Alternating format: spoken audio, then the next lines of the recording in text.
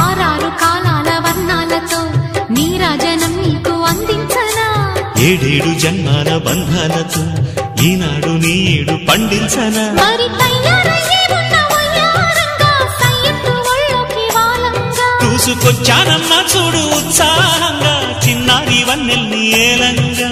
ప్రతిక్షణం పరవశం కలగగా